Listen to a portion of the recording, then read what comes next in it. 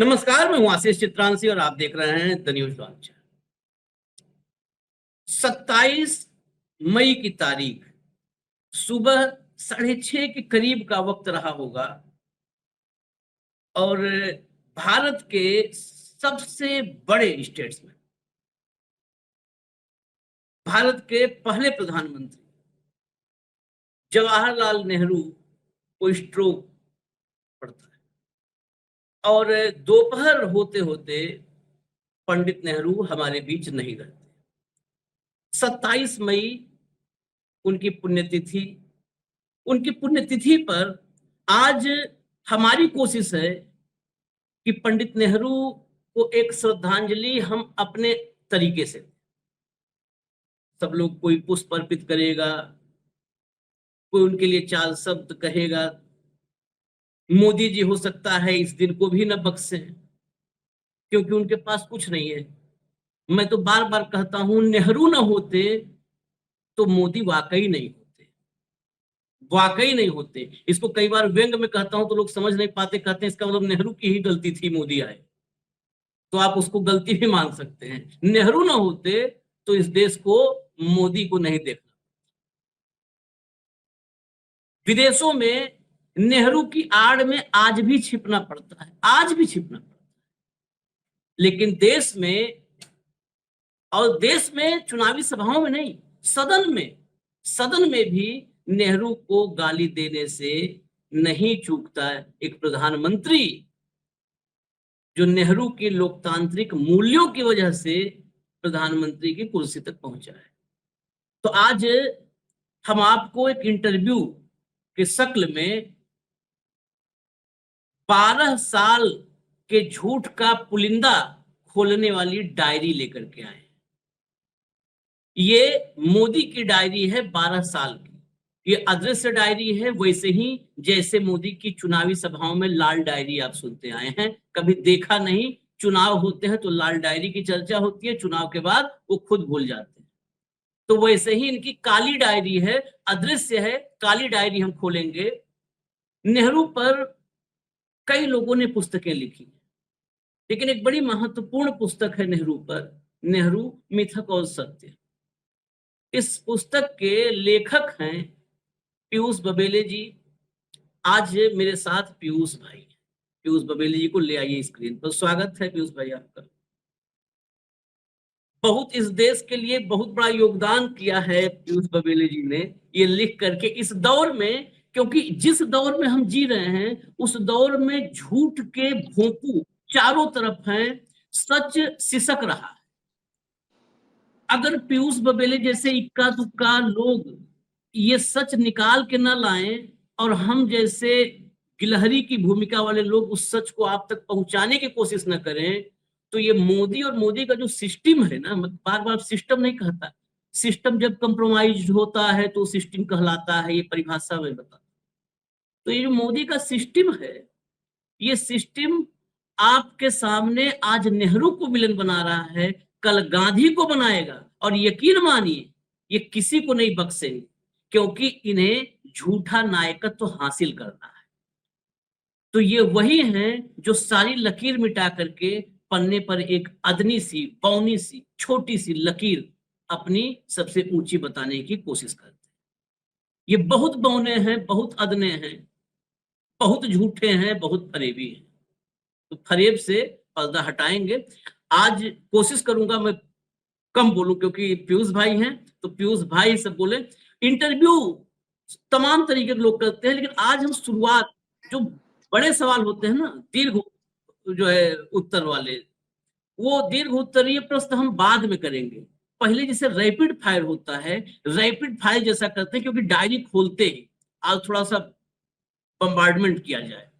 Rapid fire में नेहरू पर बोले गए कुछ बड़े झूठ और उनका क्या सच है, पहले इसी पर आएंगे, सीधा डायरेक्ट हिट पॉइंट पर आए सीधा। पीयूष भाई स्वागत है आपका, बहुत बहुत स्वागत है। बहुत धन्यवाद। आज आपके लिए विशेष दिन है, आपके कृति और कृतित्व के लिए आज विशेष दिन है। सबसे पहला, नेहरू और सुभाष चंद्र बोस ये दोनों एक दूसरे को बहुत नापसंद करते थे, और नेहरू ने तो ब्रिटिश प्रधानमंत्री को चिट्ठी लिख दी थी कि इसे गिरफ्तार करवाइए, बहुत अराजक और देशद्रोही किस्म का व्यक्ति है, गिरफ्तार करवाइए।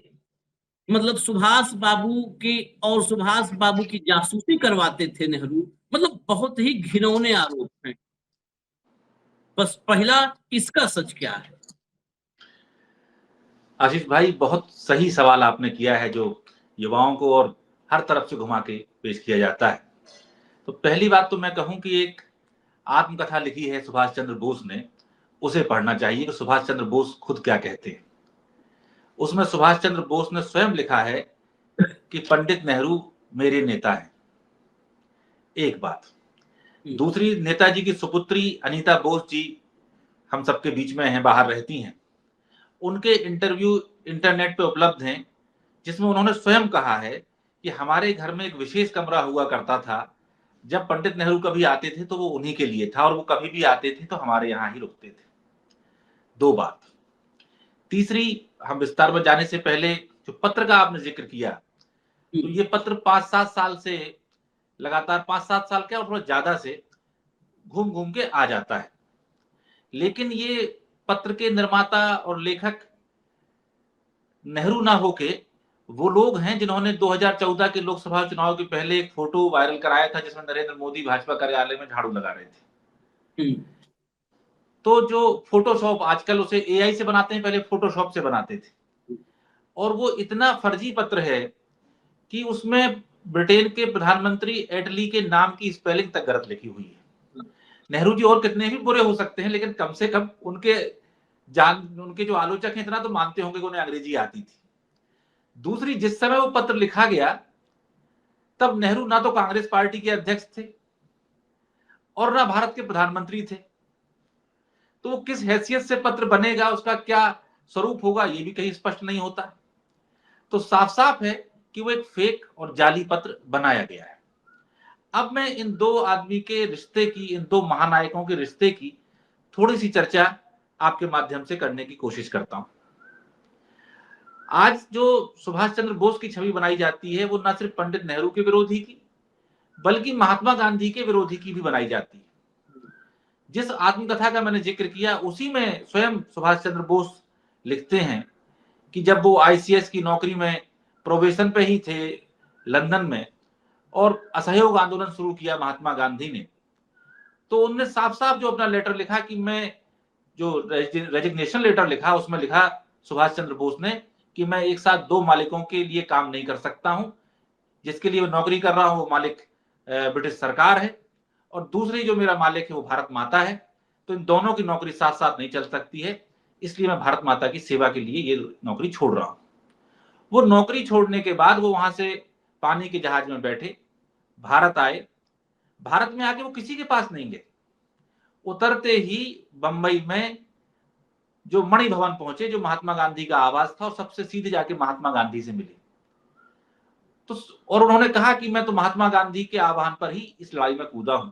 और वहां से महात्मा गांधी ने उन्हें फिर कलकत्ता भेजा, और वहां पर चित्तरंजन दास जी से मिले, और वहां जाके वो जो कॉलेज खोले गए थे, नेशनल कॉलेज खोले थे जो महात्मा गांधी और कांग्रेस ने खोले थे, उसी में जाके प्रिंसिपल हुए। आगे चल के वो बड़े नेता कांग्रेस पार्टी के बने, राष्ट्रीय अध्यक्ष वो कांग्रेस पार्टी के बने, फॉरवर्ड ब्लॉक जो उन्होंने अलग होकर बनाया था वो भी कांग्रेस के अंदर था। तो उनमें कोई बैर नहीं है। दूसरा, नेहरू का और जो सुभाष का रिश्ता है, 1928 की बात है। भारत को जो एक नारा दिया था लोकमान्य तिलक ने कि स्वराज हमारा जन्मसिद्ध अधिकार है, उसे हम पाकर रहेंगे। तो स्वराज का मतलब उस समय पूर्ण आजादी नहीं था, उसका मतलब था कि हम एक डोमिनियन स्टेटस हासिल करेंगे। तो उसी स्वराज की मांग के लिए बात बढ़ी, और अंग्रेज कांग्रेस पार्टी और अंग्रेज जो भी बात हुई हो, तो उसमें हुआ कि नेहरू कमेटी बनाई जाए, और डोमिनियन स्टेटस के भीतर कैसे स्वराज हासिल करना, उसके लिए एक संविधान तैयार किए। वो नेहरू कमेटी पंडित जवाहरलाल नेहरू की नहीं थी, पंडित मोतीलाल नेहरू की कमेटी थी। पंडित मोतीलाल नेहरू की अध्यक्षता में वो कमेटी बनी, और उस कमेटी ने डोमिनियन जो आजादी थी उसके अंतर्गत स्वराज के लिए संविधान तैयार किया। उसके खिलाफ कौन आदमी खड़ा हुआ? सुभाष चंद्र बोस खड़े हुए और सुभाष चंद्र बोस ने कहा कि हम डोमिनियन स्टेटस का विरोध करते हैं, हम पूर्ण आजादी की बात करेंगे। कांग्रेस में कोई उनके समर्थन में नहीं आया। सिर्फ एक नौजवान जो उनसे उम्र में 5-7 साल बड़ा था वो साथ में खड़ा हुआ और वो थे पंडित जवाहरलाल नेहरू। और उस कलकत्ता के अधिवेशन में पंडित नेहरू ने अपने बाप की बनाई हुई रिपोर्ट के खिलाफ जो सुभाष चंद्र बोस ने प्रस्ताव रखा था उसके पक्ष में भाषण दिया। और भाषण में जो शब्दावली का प्रयोग किया वो इतनी कठोर थी कि हम कल्पना ही नहीं कर सकते कि कोई पुत्र अपने पिता की बनाई रिपोर्ट के बारे में ऐसी बात कर रहा है। हिंदी में ही भाषण था। नेहरू जी ने कहा कि कोई मां अपने बच्चे इसलिए नहीं आजादी की लड़ाई में झोंकती है कि वो डोमिनियन स्टेटस चाहती है। डोमिनियन स्टेटस शब्द का तो अर्थ हिंदुस्तान में कोई जानता तक नहीं। जिस शब्द का हम अर्थ नहीं जानते उसके बारे में क्या चर्चा करनी। हम तो आजादी की लड़ाई लड़ रहे हैं और उसके बाद हमारे सिर पे ये नेहरू रिपोर्ट थोप दी गई। पंडित नेहरू सुभाष चंद्र बोस के समर्थन में अपने बाप की बनाई रिपोर्ट को कहते ये रिपोर्ट हमारे सिर पे मार दी गई। और उसमें इतना विवाद हुआ कि पंडित मोतीलाल जी और पंडित जवाहरलाल जी के बीच बातचीत बंद हो गई। तो इस लेवल पर जाके दोनों का सहयोग था और दोनों का आपस में भाईचारा था।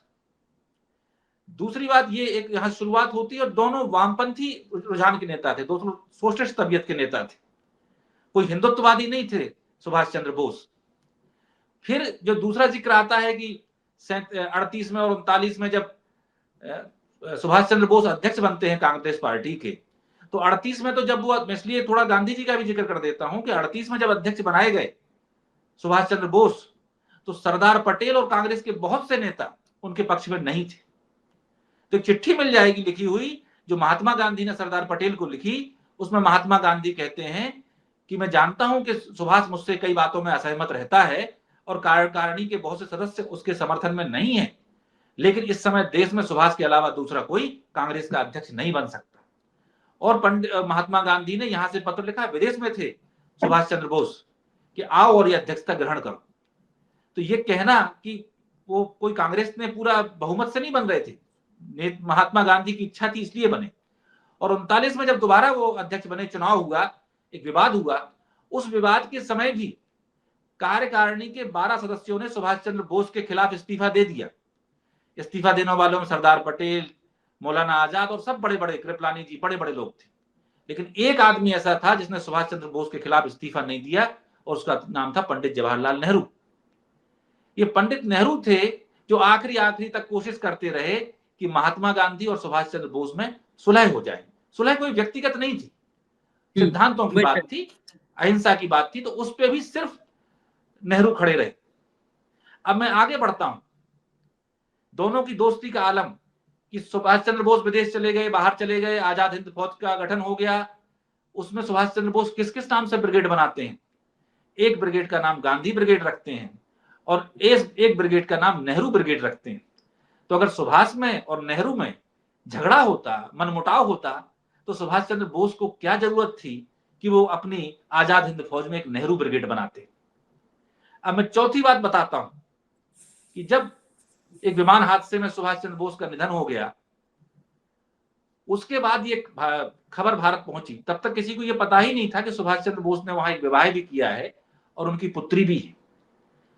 तो आप पंडित नेहरू और सरदार वल्लभ भाई पटेल का पत्राचार पढ़ेंगे जिसमें दोनों नेता ये कह रहे हैं कि सुभाष की मृत्यु हो गई है, अब हमारी ये जिम्मेदारी है, कांग्रेस पार्टी की ये जिम्मेदारी है कि हम उनके परिवार की मदद करें। और मदद करने के लिए पहले 45 की मृत्यु है, 46 में होता है, फिर प्रधानमंत्री बन जाते हैं, गृह मंत्री दोनों बन जाते हैं। तो दोनों नेताओं का पत्राचार, सरदार पटेल ये कहते हैं कि मैंने शरद चंद्र बोस से बात मेरी हुई थी, जो जानकारी मुझे मिली है कि शरद चंद्र बोस सुभाष चंद्र बोस के परिवार से कोई रिश्ता रखने को तैयार नहीं है। ये दोनों के पत्राचार में, मुझे नहीं पता, शरद बोस बड़े भाई थे। लेकिन चूंकि सुभाष चंद्र बोस सब बड़े कमांडर थे, देशभक्त थे, कांग्रेस के अध्यक्ष रहे, तो उनके परिवार की हमें मदद करनी है। फिर दोनों नेता और खासकर नेहरू ये कहते हैं कि ये मदद हम गुप्त रूप से करेंगे, क्योंकि सुभाष चंद्र बोस का एक सम्मानित व्यक्ति रहे हैं, बहुत बड़ा स्ट्रेचर रहा है, उनकी कोई मदद की जा रही है तो दुनिया में चर्चा का विषय नहीं। और वो पेंशन बांधी, उनके लिए पैसा व्यवस्था की और वर्षों तक वो पेंशन जाती रही। ये सुभाष चंद्र बोस के प्रति नेहरू की भावना है। और यही जो गुप्त रूप से पेंशन भेजी जाती थी, इसी को इन्होंने कह दिया कि वो जासूसी कराई जाती है। तो और अनीता बोस जो कि स्वयं पुत्री हैं और जीवित हैं, हम सबके बीच में उपस्थित हैं, कभी कभी भारत आती हैं, उन्होंने आज तक नेहरू जी के बारे में एक बात खराब नहीं बोली। तो ये समझ में आता है कि जिन्होंने आजादी की लड़ाई में कोई योगदान नहीं लिया, और इन्हें यह भी बताने की जरूरत है कि इस भाजपा के संस्थापक एक तरह से श्यामा प्रसाद मुखर्जी थे, जनसंघ के संस्थापक। और जब वो हिंदू महासभा के नेता होते थे और वो रैलियां वगैरह करते थे बंगाल में, तो फॉरवर्ड ब्लॉक जो सुभाष चंद्र बोस की पार्टी थी, उसके लोग इन पर पत्थर मारते थे और ये कहते थे कि तुम सांप्रदायिकता और अलगाव की बात करते हो, तो हम तुमसे अलग। विदेश से एक पत्र लिख के भेजा था सुभाष चंद्र बोस ने, जिसमें सावरकर से और जिन्ना से ये कहा था कि आप लोग अभी भी ये सोचते हो कि अंग्रेज आपको नचाएंगे और उनके हिसाब से आप वीटो हासिल कर लोगे और अपनी अपनी मांगे मनवा लोगे। आप ये समझ लो कि हिंदुस्तान आजाद होने वाला है और अंग्रेज जाने वाले हैं, इसलिए आप लोग सांप्रदायिकता की राजनीति छोड़ दो। तो सुभाष चंद्र बोस नेहरू के परम मित्र थे, उनके नेहरू को अपना बड़ा भाई मानते थे। गांधी जी के आह्वान पर भारत आए थे। सुभाष चंद्र बोस ने ही सबसे पहले महात्मा गांधी को राष्ट्रपिता कहा था। वो सेकुलर थे, सोशलिस्ट थे और संघियों और भाजपाइयों आरएसएस वालों के कट्टर विरोधी थे। ये बात देश को जाननी चाहिए और इनके प्रोपेगेंडा में किसी भी तरह आने के लिए तैयार नहीं होना चाहिए। एक बात और जोड़ दूं तो ये सुभाष जी वाला प्रसंग समाप्त करूं कि जो जय हिंद का नारा लाल किले से लगाया पंडित जवाहरलाल नेहरू ने, और ये परंपरा बन गई कि जब जब वहां से बोला जाएगा, और खासकर हमारी फौज में और पैरामिलिट्री फोर्सेस में, पुलिस में जय हिंद ही बोला जाता है। ये जय हिंद का नारा किसने दिया था? सुभाष चंद्र बोस ने दिया था। तो नेहरू और पटेल में कोई मतभेद होते तो उनके नारे को वो देश का नारा बनाते। एक बात और यहां समझ लेनी चाहिए कि आज जो हम राष्ट्रगान गाते हैं जन गण मन, उसके मूल रचयिता निश्चित तौर पर रविन्द्रनाथ ठाकुर है, लेकिन वो थोड़ा बांग्ला और संस्कृत निष्ठ था। जो वर्तमान स्वरूप जिस पे हम खड़े होते हैं राष्ट्रगान के रूप में, इसमें हिंदी और उर्दू को शब्दों को डालने का काम सुभाष चंद्र बोस ने किया था। और इसका जो म्यूजिक है, जो धुन है, जो राष्ट्रधुन हमारी है, ये भी मूल रूप से सुभाष चंद्र बोस ने और कैप्टन राम सिंह ने मिलकर आजाद हिंद फौज के लिए बनाई थी। और जब भारत आजाद हुआ और हमारा राष्ट्रगान तय नहीं हुआ था, हमारी राष्ट्रधुन तय नहीं हुई थी, तो किन अधिकारियों ने यही वाला राष्ट्रधुन वहां यूएन में बजवाई। नेहरू जी ने वहां से इसका रिकॉर्ड मंगाया, फिर सब अंतर्राष्ट्रीय संगीतकार उसमें लगाए, लेकिन उन्होंने सुनिश्चित किया कि राष्ट्रगान का जो फॉर्मेट और राष्ट्रगान की जो धुन सुभाष चंद्र बोस ने तैयार की है, आजाद हिंद फौज ने तैयार की है, उसी को हम भारत का राष्ट्रगान और राष्ट्रधुन बनाएं। अगर किसी के मन में मत भिन्नता होती, मतभेद होते, तो क्या वो इस तरह से जय हिंद और जनगण मन बनाता? और क्या सुभाष के मन में होता तो वो नेहरू और गांधी ब्रिगेड बनाते? इसलिए सारा का सारा पाखंड और झूठ फैलाया गया है। सच्चाई के कुछ अंश मैंने आपको बताने की कोशिश की। जी आशीष भाई। बिल्कुल सच्चाई नहीं, और मत भिन्नता तो छोड़ दीजिए आप, वो मत भिन्नता नहीं थी, वो दोनों अभिन्न थे। ये बात समझना होगा। और जिस बंगाल में सरकार सुभाष बाबू के, जिस बंगाल में, उनका तो हम बंगाल कह के उनके कद का अपमान करेंगे, लेकिन जिस बंगाल के थे, उस बंगाल में इनका आना ये बहुत बड़ी विडंबना है। एक लाइन में सारा सच सुन लिया आपने, एक लाइन का तर्क सुन लीजिए। जब 1942 में जो है अंग्रेजों के खिलाफ आजाद हिंद फौज से आजाद हिंद फौज बना करके लड़ रहे थे सुभाष चंद्र बोस, तो अंग्रेजों की सेना में ये सैनिक भर्ती करवा रहे थे संघी। यानी सुभाष चंद्र बोस से, नेताजी की आजाद हिंद फौज से लड़ने के लिए सिपाही तैयार कर रहे थे संघी। ये सुभाष बाबू के दुश्मन थे, ये दुश्मन थे। मैं बीच की बात नहीं करता, ये दुश्मन थे। आप कल्पना करिए ना कि पीयूष बबेले जी एक बना ले ब्रिगेड देश के लिए लड़ाई करने का, और इनके खिलाफ जिससे लड़ रहे हैं वहां पर मैं 4 आदमी भेजूं, जाओ जरा उधर शामिल हो जाओ, उधर से लड़ो। तो हम इसमें कुछ नहीं हिडन है, सीधा सीधा मैं पीयूष बबेले सबसे बड़ा शत्रु हूं, मैं पीयूष बबेले जान का दुश्मन। ये सच जरूर ध्यान रखिएगा। सब में ये सब नेताजी खिलाफ आदमी तैयार कर रहे थे भैया, इन सबसे सावधान रहिए। चलिए अब अगले सवाल पर हम आते हैं। नेताजी हो गए, आज एक एक करके सुनिए, एक एक कड़ी खोलते हैं। नेताजी के बाद पटेल, सरदार पटेल और नेहरू दोनों के स्वभाव में अंतर था, इसमें कोई दो राय नहीं है, बिल्कुल अंतर था। दोनों अलग स्वभाव, दोनों के मत भी अलग थे। लेकिन कितने झूठ फैलाए जाते हैं। पटेल प्रधानमंत्री बनने वाले थे, नेहरू जबरदस्ती बना दिया गया। पटेल ज्यादा काबिल थे, नेहरू नाकाबिल थे। नेहरू 370 लाए, इतना बड़ा झूठ है। 370 का सब डुगडुगी बजाते हैं। 370 वाला भी मैं पहले 3-4 पॉइंट क्लियर कर दूं, जो जो झूठ है। 370 नेहरू लाए, देश को बर्बाद कर दिया। 370 से कश्मीर को दूर कर दिया। नेहरू पटेल चुने जा चुके थे प्रधानमंत्री, गांधी ने जबरन नेहरू को प्रधानमंत्री बनवा दिया। पटेल जो है बिल्कुल कट्टर हिंदू थे, वो मंदिर बनवाना चाहते थे, और नेहरू मंदिर के विरोधी थे। ये नहीं है कि न्यूट्रल थे, नेहरू मंदिर के विरोधी थे। आज भी सोमनाथ में जाकर के अभी कुछ दिन पहले जो है डमरू बजा का है कि नेहरू रोकना चाहते थे। इतना सारा है। सबसे ज्यादा गंदगी नेताजी सुभाष चंद्र बोस और सरदार पटेल से संबंधों को लेकर फैलाई गई है। सरदार पटेल से संबंधों का सच क्या है? सरदार पटेल से जो संबंध है उसमें मैं एक जिक्र करूंगा सरदार पटेल के भाषण का। ये बात संभवतः 36 के आसपास की है, थोड़ी पहले की, जब कमला नेहरू अत्यंत बीमार थी और वहां भर्ती थी विदेश में। और पटेल पे आने से पहले मैं ये भी कह दूं कि जब वहां भर्ती थी कमला नेहरू तो उनकी देखभाल का बहुत सा जिम्मा सुभाष चंद्र बोस ने उठाया था। तो ये रिश्ते थे परिवारों के। खैर हम इस पे आते हैं। तो उत्तर प्रदेश में, जो उस समय संयुक्त प्रांत कहलाता था, और शायद लखनऊ या इलाहाबाद में किसानों का एक बड़ा सम्मेलन होना था, तो वहां सरदार पटेल को आमंत्रित किया गया। तो सरदार पटेल ने ये वहां जाके जो भाषण में कहा कि आज जवाहरलाल जी यहाँ नहीं है, उनकी अनुपस्थिति में मैं बोल रहा हूं, और जितनी उन्होंने उत्तर प्रदेश के किसानों की और देश की सेवा की है, और खासकर इस परिवार ने की है, इतनी कोई किसी ने नहीं की है।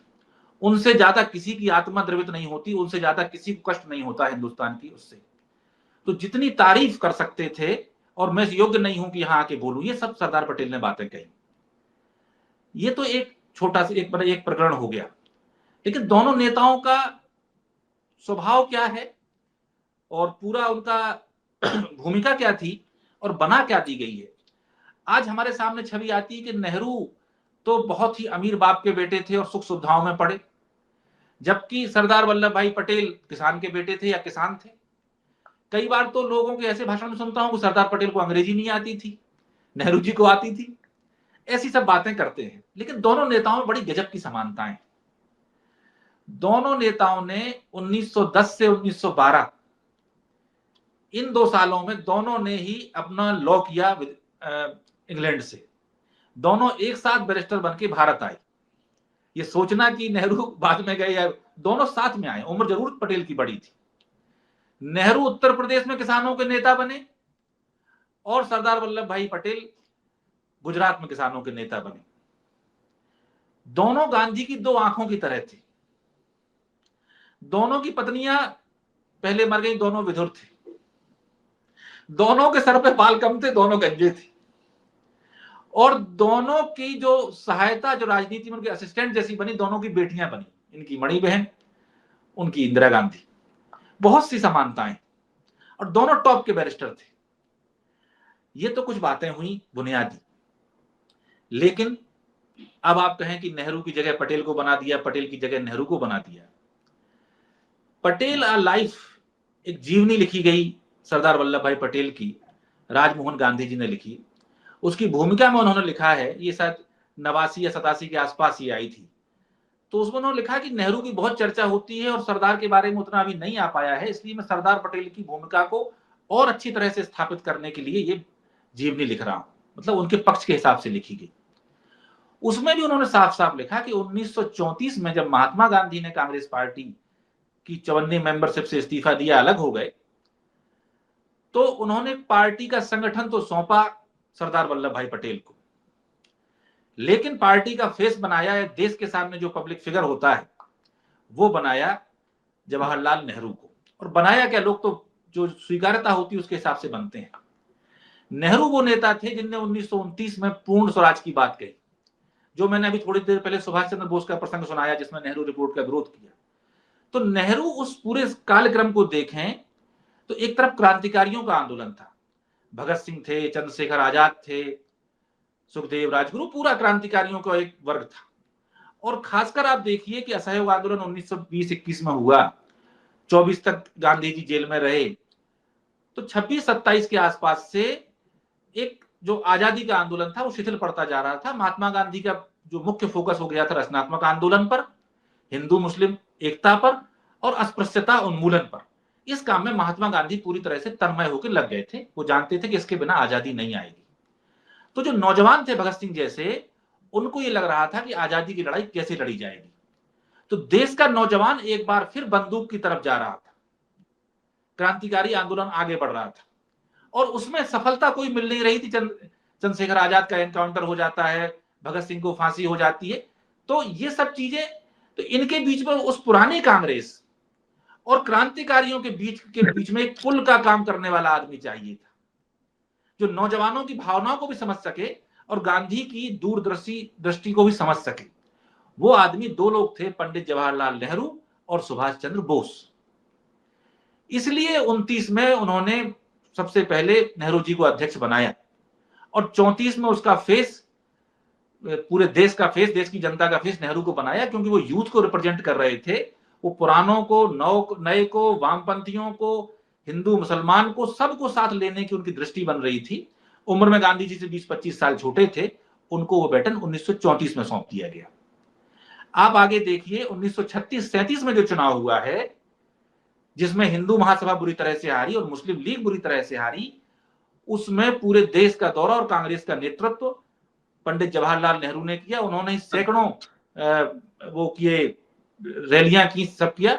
लेकिन जो टिकट वितरण था, कौन प्रत्याशी कहां से लड़ेगा, फंड मैनेजमेंट था, संगठन की पूरी कमान थी, वो सब की सब सरदार वल्लभ भाई पटेल के हाथ में थी। तो प्राइम मिनिस्ट्रियल फेस तो एक तरह से नेहरू जी हैं, लेकिन संगठन की पूरी जिम्मेदारी, संगठन की पूरी कमान सरदार वल्लभ भाई पटेल के हाथ में है। फंड्स की सारी कमान उनके हाथ में। ऐसे पत्र भी मिल जाएंगे जिसमें सरदार पटेल कह रहे हैं कोई प्रत्याशी हारना नहीं चाहिए, फंड की जो भी दिक्कत हो आप हमें बताइए। इसके बाद जो अगला चुनाव हुआ, फिर 46 में चुनाव हुआ, उन सब में संगठन के बॉस, प्रत्याशी चयन, एक एक चीज पर सरदार पटेल का प्रभुत्व रहा है। तो ये जिम्मेदारियां बटी हुई थी। अब ये तीसरी चीज लेके आएंगे कि साहब वो तो उन्हें 46 में बना दिया और इतने वोट इन्हें मिले थे। इसमें इतना बड़ा झूठ तो मतलब हिंदुस्तान में कैसे चल जाता है। हम जैसे प्रबुद्ध सोसाइटी और 5000 साल की सभ्यता और विश्व गुरु और जाने क्या क्या हम लोग हैं, लेकिन ऐसे सफेद झूठों पर यकीन कर लेते हैं। कांग्रेस पार्टी के संविधान में यह व्यवस्था है कि जो एआईसीसी के डेलीगेट होते हैं वही अध्यक्ष के चुनाव में वोट डालते हैं। अभी खड़गे साहब जो अध्यक्ष बने हैं इसी तरह की वोटिंग से बने हैं। और एक परंपरा यह भी है कि पीसीसी जो होती हैं, प्रदेश कांग्रेस कमेटियां होती हैं, वो अपनी राय भेजती हैं। मुझे याद है कि अभी जब खड़गे जी अध्यक्ष बने हैं तब बहुत सारी प्रदेश कांग्रेस कमेटियों ने, और मैं मध्य प्रदेश वाले में मौजूद था जब उस समय कमलनाथ जी अध्यक्ष थे प्रदेश के, बाकायदा मानस भवन में एक कार्यक्रम हुआ और उसमें सबने आम सहमति से किया कि अगला अध्यक्ष कौन चुना जाएगा इसका अधिकार हम सोनिया गांधी जी को सौंपते हैं। और भी प्रदेश कमेटियों ने इस तरह का भेजा था। तो वो उनकी मंशा है, लेकिन वो संवैधानिक नहीं है, उसको पालन करना कोई जरूरी नहीं है और उसकी कोई वैल्यू ही नहीं है। और तीसरी चीज थी जो महात्मा गांधी के जमाने में होती थी कि आम सहमति से होता था। यह कांग्रेस का अलिखित संविधान था, क्योंकि गांधी पूरे देश के नेता थे, पूरे देश की नब्ज जानते थे, जिसे वो उचित समझते थे बनते थे। अभी मैंने आपको बताया कि सुभाष चंद्र बोस जब 1938 में बने, कांग्रेस के लोग उनके खिलाफ थे। सरदार पटेल और जो कार्य समिति के बहुत से मेंबर्स भी नहीं चाहते थे वो बने, लेकिन गांधी जी की मर्जी थी और गांधी जानते थे उचित है, इसलिए उन्होंने विदेश से उन्हें बुलाया और आके उन्हें अध्यक्ष बनाया। इसी तरह 1929 में नेहरू जी को बनाया था। इसी तरह 1931 में सरदार पटेल को भी बनाया था। तो ये अध्यक्ष बनाने में साफ साफ था कि सब कार्य समिति के मेंबर बैठते थे और गांधी जी की मंशा मानते थे। 1946 के चुनाव में भी यही हुआ कि पंडित नेहरू ने तो अध्यक्ष बनने के लिए नामांकन नहीं किया था, नामांकन सरदार पटेल ने और कृपलानी जी ने किया था, लेकिन एक कांग्रेस की परंपरा के मुताबिक बैठक हुई, उसमें सरदार पटेल भी बैठे थे, कृपलानी भी बैठे थे, मौलाना भी थे, नेहरू भी थे, महात्मा गांधी भी थे। और गांधी जी ने कहा कि इस समय की परिस्थिति के हिसाब से नेहरू को बनना चाहिए। तो तुरंत सरदार पटेल ने अपना नाम वापस ले लिया, तुरंत कृपलानी जी ने अपना नाम वापस ले लिया और सर्वसम्मति से पंडित नेहरू अध्यक्ष चुन लिए गए। अब इसमें एक और मैं उल्लेख कर दूं कि लोग कहते कि वो अध्यक्ष बन गए इसलिए प्रधानमंत्री बन गए। ये कोई बाइंडिंग नहीं थी कि अध्यक्ष बन गए इसलिए प्रधानमंत्री बन गए। डीपी मिश्रा जो मध्य प्रदेश के दूसरे मुख्यमंत्री रहे और मोदी जी के जो सलाहकार रहे ब्रजेश मिश्रा जी, उनके पिताजी हैं वो, डीपी मिश्रा ने जो अपना मेमोयर लिखा है उसमें साफ साफ लिखा है कि प्रदेश कांग्रेस कमेटियों ने जो रिकमेंडेशन भेजी थी सरदार पटेल को अध्यक्ष बनाने के लिए, उसमें हमारा सिर्फ मंतव्य ये था कि एक बार और उन्हें सम्मान मिल जाए अध्यक्ष बनने का। हम सबको ये बिल्कुल स्पष्ट था कि प्रधानमंत्री बनने का जो समय आएगा, जो भी बात आएगी, वो तो पंडित नेहरू को ही बनना है, क्योंकि महात्मा गांधी कई बार बता चुके हैं और पूरा देश इस बात को जानता है। 1942 के भारत छोड़ो आंदोलन के जो भाषण दिया है 1-1.5 घंटे का महात्मा गांधी ने अगस्त क्रांति मैदान से, उसमें उन्होंने साफ साफ कहा कि मेरे उत्तराधिकारी जवाहरलाल नेहरू है। 1937 में एक जगह कार्य समिति की बैठक में साफ साफ उन्होंने कहा कि मेरे उत्तराधिकारी नेहरू है। 1945 में गांधी और नेहरू का पत्राचार है जिसमें दोनों में असहमतियां हैं और गांधी ये कहते हैं कि मैं चाहता हूं कि देश जान ले कि मेरे और मेरे उत्तराधिकारी के विचार किस तरह के। तो ये बिल्कुल क्रिस्टल क्लियर था। इससे भी किसी को समझ में नहीं आता हो तो अध्यक्ष से कोई फर्क नहीं था। मैं एक बात और कहता हूं कि मुस्लिम लीग के अध्यक्ष तो मोहम्मद अली जिन्ना थे, तो क्या मोहम्मद अली जिन्ना तो नहीं शामिल हुए तो सरकार में, उन्होंने दूसरे लोगों को शामिल कराया था। तो लेटर अध्यक्ष के पास आना था, लेकिन अध्यक्ष ये तय करता कि हमारा प्राइम मिनिस्टर या मिनिस्टर कौन होता। तो अगर सरदार पटेल या राजेंद्र प्रसाद या मौलाना आजाद भी उस समय अध्यक्ष बने होते तो वो भी प्रधानमंत्री के लिए नाम नेहरू जी का ही भेजते, क्योंकि ये कांग्रेस की और देश की सर्वसम्मति थी, इसमें कोई बात ही नहीं। तीसरा, जो संघियों के पेट में बहुत दर्द होता है, अरे भाई अगर इतना ज्यादा जो आप बताते हो कि पटेल को दबा दिया, ये कर दिया, तो एक तो वॉइस ऑफ डिसेंट कहीं आई होती, किसी अखबार में एक सिंगल कॉलम खबर तो छपी हुई होती ना। सही कांग्रेस और टाइम्स ऑफ इंडिया में, ऑर्गेनाइजर में तो छपता कि कांग्रेस में भारी मतभेद, सरदार पटेल से उनका हक छीन लिया गया। एक बात कहीं कुछ नहीं। तो ये सब जो कहानी दोनों के बारे में गढ़ी गई, ये सिर्फ इसलिए कि नेहरू जी से आपको दिक्कत है, और नेहरू जी से इसलिए दिक्कत है कि वो सेकुलर मूल्यों के लिए खड़े हैं, वो लोकतांत्रिक मूल्यों के लिए खड़े हैं, वो तानाशाही के खिलाफ खड़े हैं, वो एक धर्म विशेष के नाम पर देश पर कब्जा करने के खिलाफ खड़े हैं। उस संविधान में उनकी आत्मा समाई हुई है। तो उस नेहरू पर सारी चीजों पे, आप तुम तिरंगे पे हमला नहीं कर सकते, तुम राष्ट्रगान पे हमला नहीं कर सकते, तुम संविधान पे हमला नहीं कर सकते, लेकिन इन सब बनानों को और जो पूरा देश के सेकुलर ढांचे पर सीधा हमला नहीं कर सकते। तो इसको बनाने वाले को उस नेहरू के चरित्र पर हत्या करने लगो, उस पर कीचड़ उछालने लगो, तो अपने आप ये चीजें गड़बड़ा जाएंगी और इनकी मानसिकता पूरी होगी। और आप कहें तो एक बात और मैं बता दूं कि मोदी जी ने तो स्टैच्यू ऑफ यूनिटी अभी बनवाया 3-4 साल पहले। पंडित जवाहरलाल नेहरू ने फरवरी 1949 में सरदार वल्लभ भाई पटेल के जीवन काल में ही उनकी पहली प्रतिमा का अनावरण गोधरा में किया था। तो अगर उनके मतभेद होते तो एक मैं कल्पना करिए कि मैं ऐसे दृश्य की मुझे तो कल्पना नहीं आती कि मोदी जी कहीं अमित शाह के स्टैच्यू का उद्घाटन करने जाएंगे और वो एक तो वो बनने नहीं देंगे कि अच्छा ये गृह मंत्री और मैं प्रधानमंत्री, इसका स्टैच्यू मेरे सामने बन रहा, और फिर जाके वो उसका उद्घाटन करने जाए और वहां जाके उनकी तारीफ करें। ऐसा दृश्य मैं देखना चाहूंगा, जीवन में आएगा कभी तो। लेकिन नेहरू जी गए कि मेरा डिप्टी है, मेरे प्रधानमंत्री हैं, और क्या तारीफ की। और वहां उन्होंने कहा कि जो आज हम कहते हैं ना कि लौह पुरुष कहते हैं और देश की एकता का सूत्रधार कहते हैं, ये दोनों उपाधियां भी नेहरू ने दी हैं सरदार वल्लभ भाई पटेल को, और किसी ने नहीं दी। इतना प्रगाढ़ रिश्ता था। और खुद सरदार पटेल ने जब एक बार दोनों में मतभिन्नता हुई, नेहरू जी ने कहा कि मैं इस्तीफा देना चाहता हूं प्रधानमंत्री पद से, पटेल साहब संभाल लें।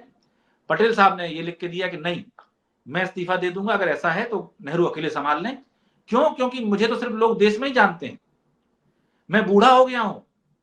और इस शब्द हैं सरदार वल्लभ भाई पटेल की कि मैं तो अपनी रिटायरमेंट की उम्र कब की पार कर चुका हूं। नेहरू देश का भविष्य है, वो नौजवान है और उन्हें देश में ही नहीं विदेश में भी पूरी दुनिया में लोग जानते हैं, वो विद्वान है। तो प्रधानमंत्री बनने के लिए कोई योग्य व्यक्ति है तो वो सिर्फ नेहरू है। बाद में उन्होंने एक बार इंदौर के एक भाषण में भी कहा था कि नेहरू मेरे नेता हैं और हम उनके नीचे काम करेंगे। अरे भाई, तो जब पटेल साहब को कभी दिक्कत नहीं हुई और पूरे दम से उन्होंने देश के लिए काम किया, तो भाजपा वालों संघियों को क्यों दिक्कत होती है? क्यों झूठ फैलाते रहते हैं? क्यों झूठे पत्र बनाते हैं? और ये भूल जाते हैं कि जब आरएसएस पर प्रतिबंध लगाया गया था तो सरदार पटेल की कलम से ही लगा था और नेहरू ही प्रधानमंत्री थे। तो हो सकता हो मैं मनभेद हूं, लेकिन वो गांधी के दो हाथ हैं, वो सावरकर के हाथ नहीं है। और ये वो दो हाथ हैं जिन्होंने इन्हें कुचलने का काम किया है, इन्हें दबाने का काम किया है, आरएसएस की मानसिकता को। इसलिए पटेल और नेहरू के विवाद फैलाना एक अजीब किस्म की बात है। आशीष भाई, आप कहेंगे तो 370 पे भी बात की जा सकती है, जैसा आप कहें। हाँ हाँ, 370 पे भी होनी है। 370 सब फर्जी बाड़ा करते हैं सर, जरूरी है। तो इसमें मैं तो एक बात कहूंगा, एक किताब लिखी है सरदार पटेल चुना हुआ पत्र व्यवहार, ये वी शंकर साहब ने लिखी है। वी शंकर साहब सरदार वल्लभ भाई पटेल के पर्सनल सेक्रेटरी थे, बहुत विद्वान आदमी थे और जो कश्मीर के नेगोशिएशन चल रहे थे उसमें वो हिस्सा भी ले रहे थे। और उन्होंने भी उस किताब की भूमिका में लिखा है, खासकर कश्मीर वाले अध्याय की भूमिका में लिखा है कि सरदार पटेल की भूमिका को बहुत सही से अभी नहीं आ पाया, तो उसको मैं और उज्जवल तरीके से लाने के लिए ये किताब लिख रहा हूं। तो मैं इसलिए इस किताब का जिक्र करता हूं, व्यक्तियों का जिक्र करता हूं कि लोग ये ना कहें कि तुम कहीं से भी संदर्भ ले आए। संदर्भ कहीं से भी आ सकते हैं, लेकिन संदर्भ वो लाओ जिससे बात समझ में आए। तो मैं एक ऐसे व्यक्ति का संदर्भ दे रहा हूं जो करीबी है सरदार वल्लभ भाई पटेल का, उनका प्राइवेट सेक्रेटरी है और उनके मन की बात और उनकी व्यक्तित्व को उठान को दिखाने की कोशिश करेगा। तो सिर्फ मैं एक वाक्य उनका लिखता हूं कि धारा 370 सरदार वल्लभ भाई पटेल की महान उपलब्धि है। ये वी शंकर ने लिखा है, नेहरू ने नहीं कहा। वी शंकर लिख रहे हैं कि धारा 370 सरदार वल्लभ भाई पटेल की महान उपलब्धि है। तो अब दूसरा उसमें उन्होंने लिखते हैं कि धारा 370 भारत की मुख्य भूमि और कश्मीर के बीच एक पुल का काम करेगी। आज ये उसे दीवार और भारत विरोधी बनाते हैं। तीसरी बात मैं दर्शकों से पूछना चाहूंगा कि धारा 370 किसके संविधान की धारा थी? क्या पाकिस्तान के संविधान की थी? क्या अमेरिका और चीन के संविधान की थी? हमारे संविधान की थी, भारत के संविधान की थी। तो क्या बाबा साहब अंबेडकर और तमाम संविधान निर्माता जो 300-400 वहां बैठे हुए थे, क्या कोई ऐसी धारा भारत के संविधान में डाल सकते हैं जो भारत विरोधी हो? जब आप संविधान के किसी क्लॉज को कहते हो कि भारत विरोधी है, तो आप डॉक्टर अंबेडकर का अपमान करते हो, पंडित नेहरू का अपमान करते हो, सरदार पटेल का अपमान करते हो, पूरे भारत के संविधान का अपमान करते हो। हमने संविधान में संशोधन किए हैं, चीजों को इंप्रूव किया है, लेकिन कभी कोई उसका क्लॉज को ये कहे कि भारत विरोधी है, तो ये तो संविधान का अपमान है। और ये अपमान भाजपा और जनसंघ पिछले 70 साल से कर रहे हैं। अब हम अगली बात पे आते हैं कि जिस दिन धारा 370 बनाई गई, भारत की संविधान सभा से पारित हुई, उस दिन पंडित जवाहरलाल नेहरू संविधान सभा में मौजूद नहीं थे। वो दिल्ली में भी मौजूद नहीं थे, वो भारत में भी मौजूद नहीं थे। उस दिन पंडित नेहरू अमेरिका में थे जिस दिन संविधान सभा में ये धारा पास हुई। और उसे पास किसने कराया? उसको पास कराया सरदार वल्लभ भाई पटेल ने। और इसलिए कराया, उस समय की पूरा वर्णन पढ़ लीजिए, संविधान सभा में जो कार्रवाई हो रही थी, कांग्रेस के ही कुछ लोग इसको लेकर उनके मन में प्रश्न थे। तो सरदार वल्लभ भाई पटेल ने संविधान सभा की कार्यवाही स्थगित कराई। उसके बाद सारे मेंबर्स की अलग से एक मीटिंग बुलाई। उस मीटिंग में यह समझाया कि आप अंतरराष्ट्रीय परिस्थितियों को नहीं समझ रहे हैं, हमें कश्मीर का भारत में विलय कराना है। उस विलय के लिए और भी बहुत सी बातें हैं, अभी ज्यादा मेरे पास समय नहीं है, लेकिन ये समझ लो कि ये धारा बहुत महत्वपूर्ण है, इसको तुरंत पास होना चाहिए। ये फटकार लगाई थी सरदार वल्लभ भाई पटेल ने कांग्रेस के नेताओं को। और उसके बाद फिर से कार्रवाई शुरू होती है और बिना किसी बहस के, बिना किसी अब उसके हलचल के, लगभग चुपचाप वो धारा पास हो जाती है। और धारा पास होने के बाद जब पंडित नेहरू अमेरिका से लौट के आते हैं तो सरदार वल्लभ भाई पटेल उन्हें पत्र लिखते हैं और उनसे कहते हैं कि आपकी अनुपस्थिति में ये कार्य सफलतापूर्वक संपन्न हो गया। मैं नहीं चाहता था कि ये बात कहीं आए कि आप नहीं है देश में तो कोई काम नहीं हो सका, और उन्होंने उनको एक पत्र लिख के कहा कि मैंने ये धारा बनाई है। तो ये अब बातें करना कि नेहरू ने बनाई थी, ये किया था, ये सोचा था, तो फैक्ट्स अपनी जगह हैं। सरदार पटेल से बड़े देशभक्त कौन हो सकता है? अगर सरदार पटेल ने खुद इस तरह से सिंगल हैंडेडली वो धारा पास कराई थी और उसको लेकर इतना झूठ जो लोग फैला रहे हैं, तो हम समझ सकते हैं कि वो हर बात झूठ ही फैलाते हैं और झूठ फैलाना ही उनका काम है। जी झूठ आशीष के भाई। अलावा इनके पास कुछ है नहीं, झूठ ही इनकी पूंजी है, एकमात्र पूंजी झूठ है। मैं जरा भगत सिंह पर भी चर्चा जरूरी है, क्योंकि ये हमेशा कहा गया कि नेहरू वो जो देश के लिए अपनी जान कुर्बान करने वाले क्रांतिकारी थे, उनसे चिढ़ते थे बहुत। हालांकि उसमें आप जब आजाद हिंद फौज को देखोगे तो आजाद हिंद फौज के लिए उन्होंने काला कोट पहना, उन्होंने बहुत कुछ किया उस कोर्ट मार्शल से बचाने के लिए, कैद से छुड़ाने के लिए, सारा। लेकिन भगत सिंह को लेकर सबसे बड़ी भ्रांति फैलाई जाती है, क्योंकि भगत सिंह को लेकर के युवाओं में, देश में होता है ना, 23 साल का नौजवान जो हुआ कुर्बान देश के लिए, फांसी पर चढ़ गया। तो भगत सिंह की महानता तो असंदिग्ध है, लेकिन दो महान व्यक्तियों के बीच झूठ की खाई खोदने वाले संगी, ये भगत सिंह और नेहरू के बीच की इस खाई के बारे में कितना झूठ फैला रहे हैं कि नेहरू पसंद नहीं करते थे, चिढ़ते थे। आशीष जी, जो एक चीज है, हम भगत सिंह की भी चर्चा करेंगे, लेकिन भगत सिंह कोई आइसोलेशन में तो है नहीं। क्रांतिकारियों का पूरा एक दल था, क्रांतिकारी एक भावना थी, उसमें वो भी शामिल थे। तो जब छोटी उम्र में भगत सिंह थे तो उनका शादी वगैरह करने का सब चल रहा था पंजाब में। तो उनका तो वो जो पत्र उनका बड़ा मशहूर है, जिसमें वो लिख के आए कि मुझे शादी ब्याह नहीं करना है, मुझे तो देशभक्ति का काम करना है। तो वहां से वो चल के कहाँ आए? वहां से चल के भगत सिंह आए कानपुर। कानपुर में किसके पास गए? गणेश शंकर विद्यार्थी जी के पास। गणेश शंकर विद्यार्थी जी को दर्शक एक महान स्वतंत्रता सेनानी और पत्रकार के रूप में जानते हैं, लेकिन यह परिचय भी जानना चाहिए कि गणेश शंकर विद्यार्थी उत्तर प्रदेश कांग्रेस कमेटी के अध्यक्ष थे।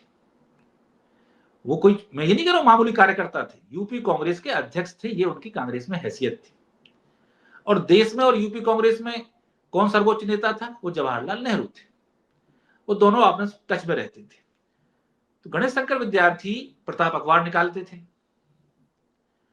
तो जो सबसे दमदार लेख उस समय भगत सिंह ने लिखे हैं वो आपको प्रताप अखबार में मिलेंगे। तो आप बताइए कि अगर कांग्रेस का या नेहरू का सरदार भगत सिंह से कोई विरोध होता तो उन्हें उसी अखबार में, वो दुनिया छोड़ के कानपुर ही आते और कानपुर में विद्यार्थी उत्तर प्रदेश कांग्रेस के अध्यक्ष के अखबार में जाके लिखने बैठते। तो इससे समझ में आता है कि कांग्रेस का और भगत सिंह का नाता क्या था।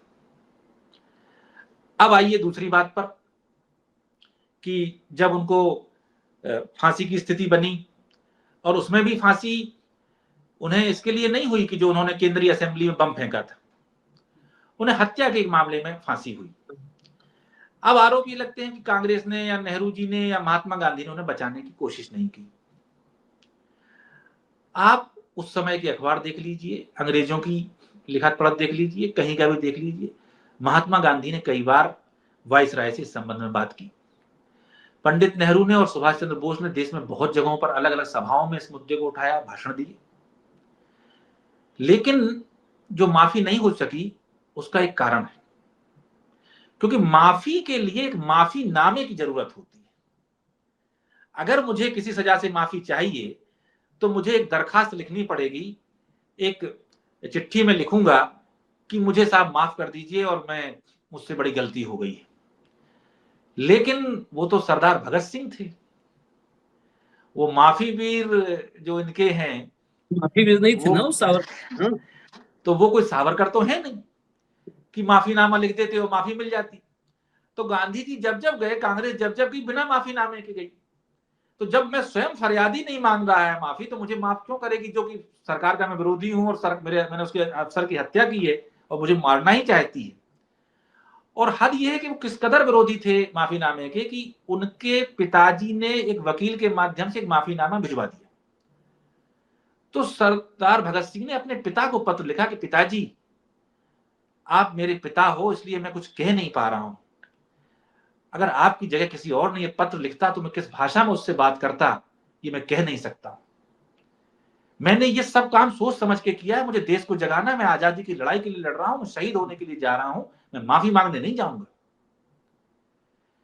और मैं दूसरी गवाही इसमें देता हूं सुभाष चंद्र बोस की, कि सुभाष चंद्र बोस ने अपनी आत्मकथा में लिखा कि महात्मा गांधी ने जो सारे प्रयास किए थे उससे हम सबको यकीन हो रहा था कि अब ये लोग, इनको माफी दी जा सकती है।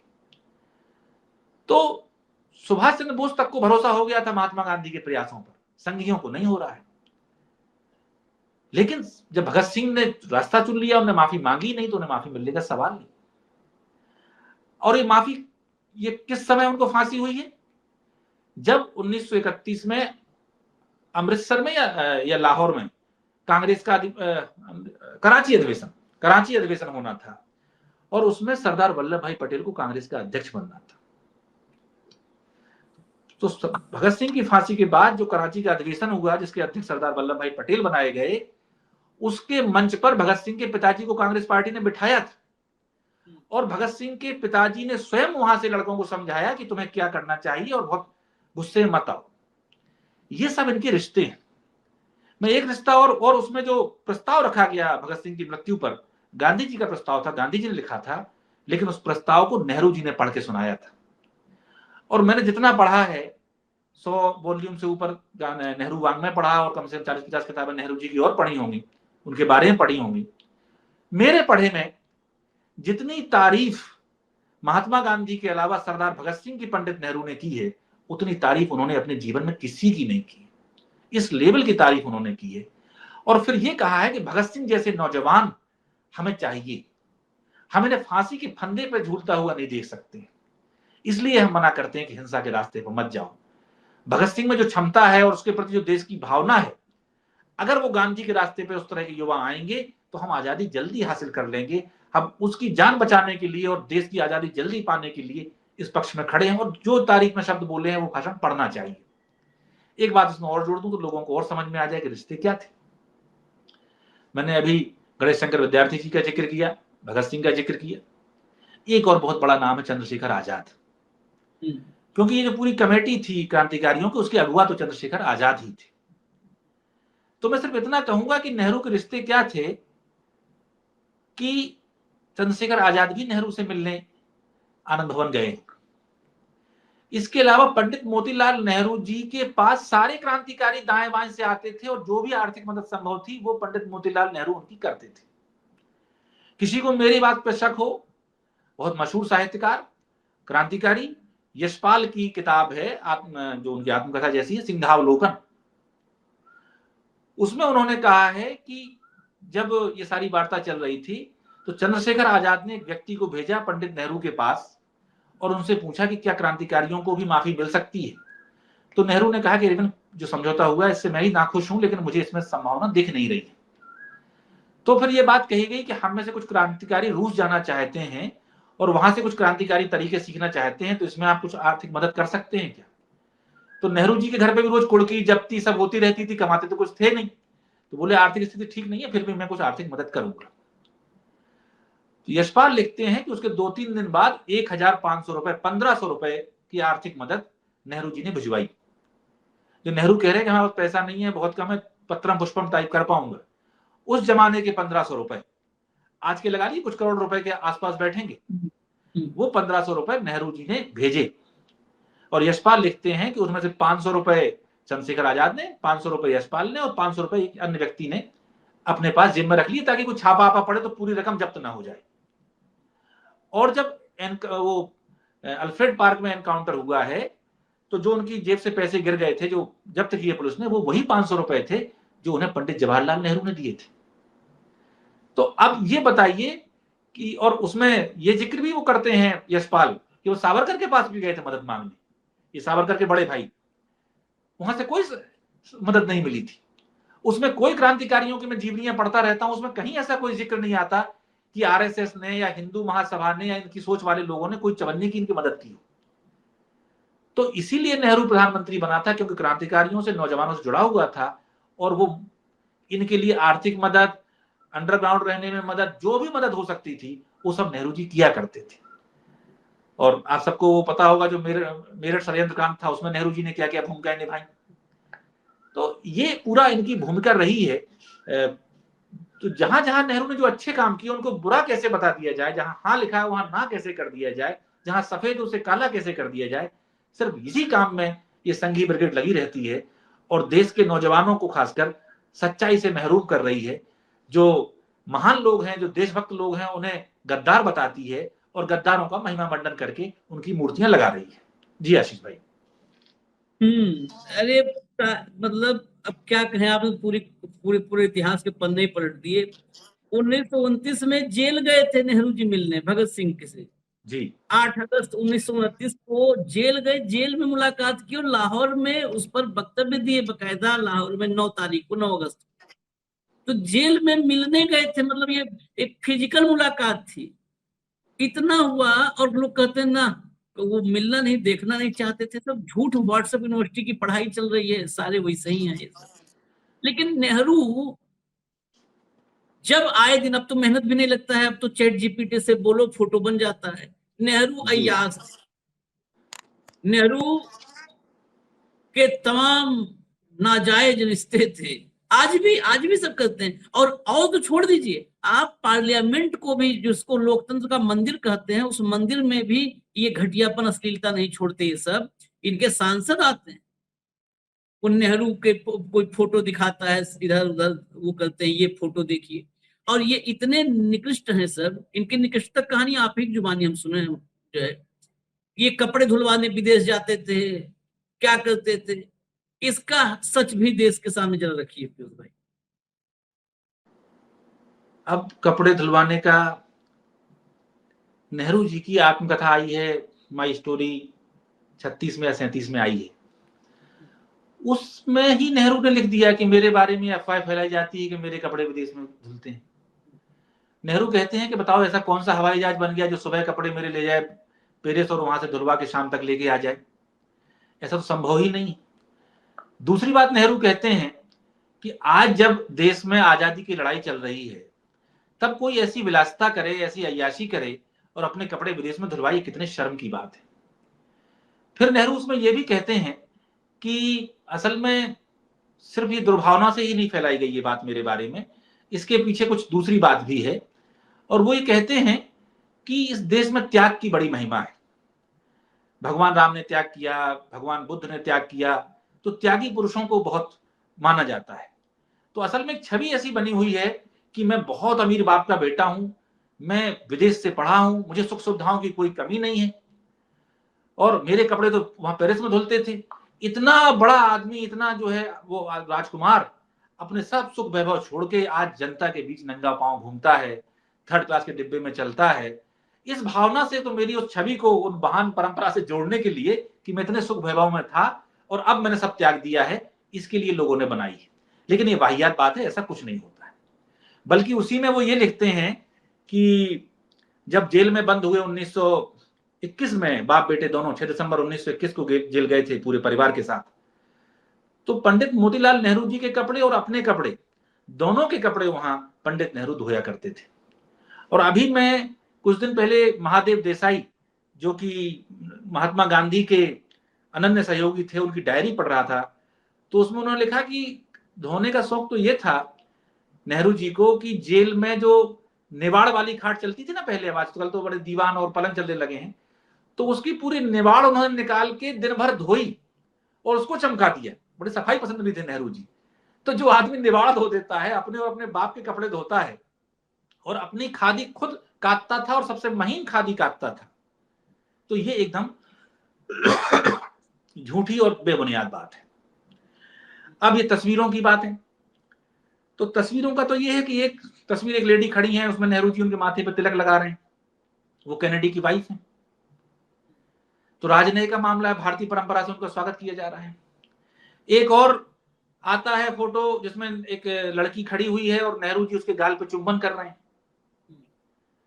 वो लड़की उनकी सगी भांजी है, जो अमेरिका में अचानक आई, उनसे मिली, उनके गले लगती है और एक मामा अपनी भांजी को चुम्बन ले रहा है।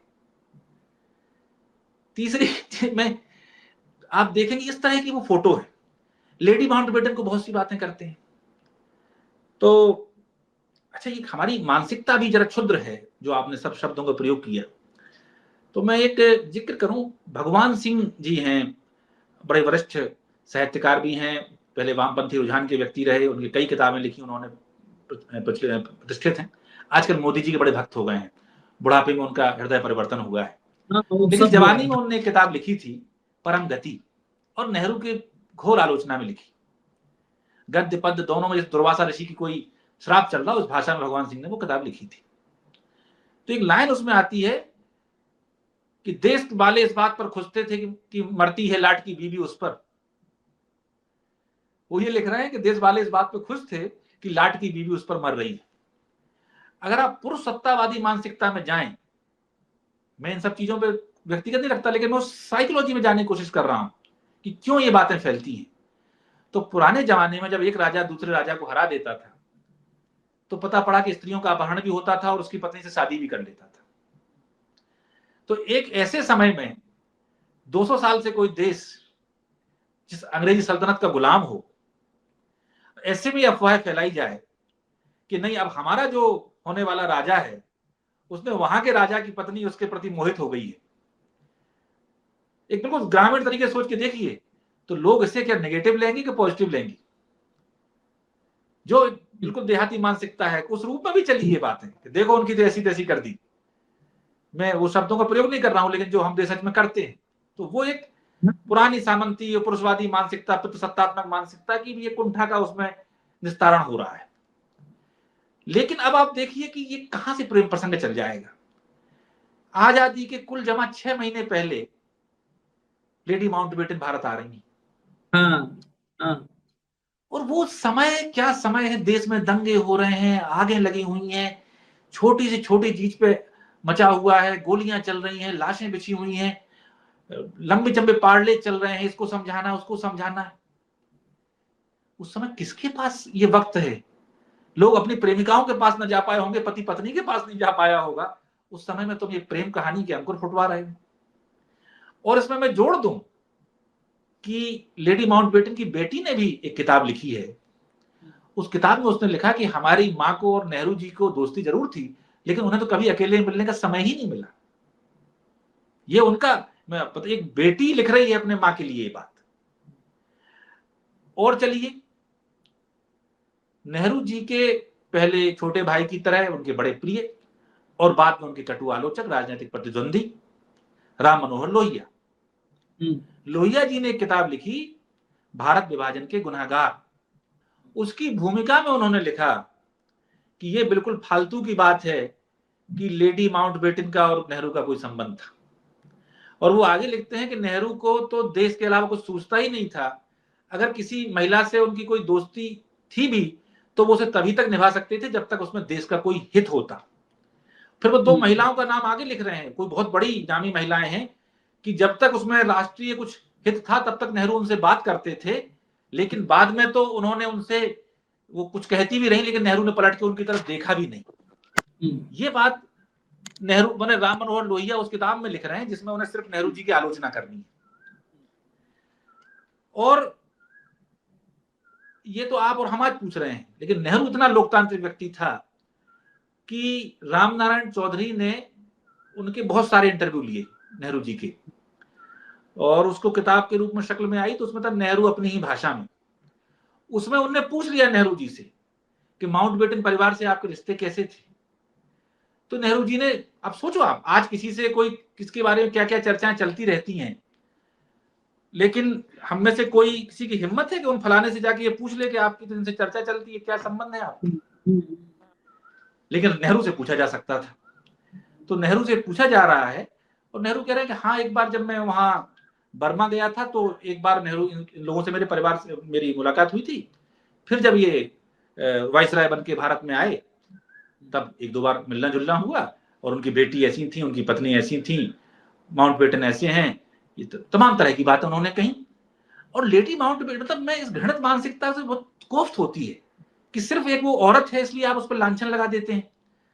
तो लेडी माउंटबेटन की सिर्फ मैं एक किस्सा सुनाता हूं जो प्यारेलाल जी ने पूर्ण आहुति किताब है महात्मा गांधी के अंतिम समय पर लिखी है। उसमें वर्णन यह है कि